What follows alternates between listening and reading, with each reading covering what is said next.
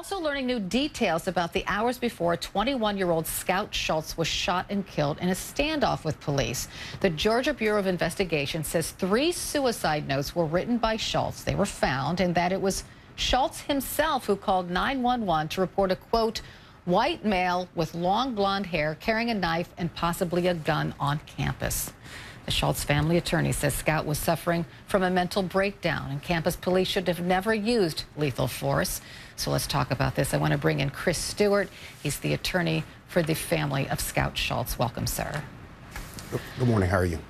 I'm good. I just want to talk a little bit about the facts that have come to light, that it was Scout Schultz who called 911 to essentially report himself as this suspect, this is a suspicious person with a knife and a gun. What is the family saying about that? Well, you know, they were aware of the internal battle that Scout has had with mental issues. Scout had done well for a very long time, but it's just one of those tragic examples that we have across the country of the mentally ill and their interactions with police officers. 1 in 4 people that are killed in police-involved shootings have a mental illness. That's true. It's a crisis level in this country. I do agree with you there, sir. I just want to talk a little more about the facts of the case. 3 suicide notes were also found. It's just such a sad story.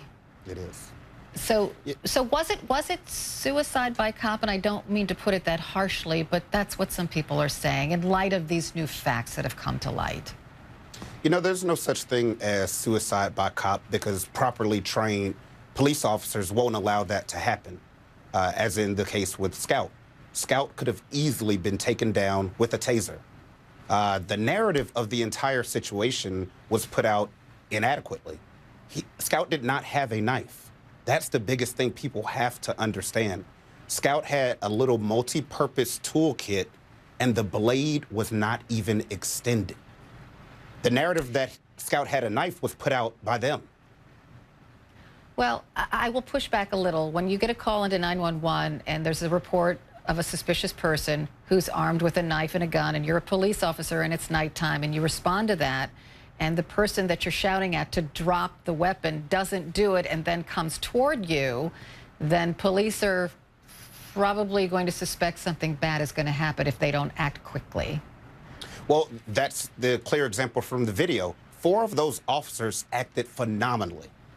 Especially the officer on the left, backed up, de-escalated, backed up, kept talking, de-escalated. That's what happens when you analyze the situation. Scout wasn't running towards them. Scout was actually walking very slowly.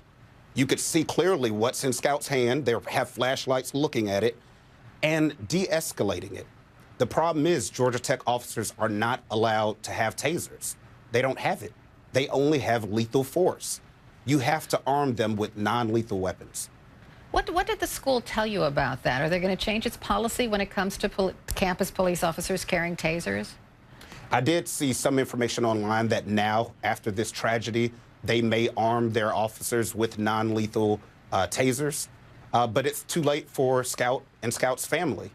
You know, this situation easily could have been avoided with the use of a taser and with the use of a properly trained officer like the other 4. And just a final question about the violence that broke out at Georgia Tech last night after this vigil for Scout. Your thoughts? You know, Kara, I've handled a lot of these. I represent Alton Sterling, Walter Scott, Chase Sherman, and I always tell people, if you think violence is going to help this family or help change things in this country, you are totally wrong. That does nothing. Burning a police car, trying to harm an officer, you're proving nothing. You're not getting your message across. You're getting this on TV, chaos.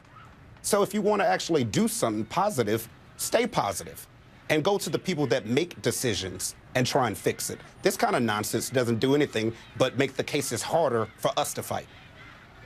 Well said. Chris Stewart, thank you for joining me today. Thank you.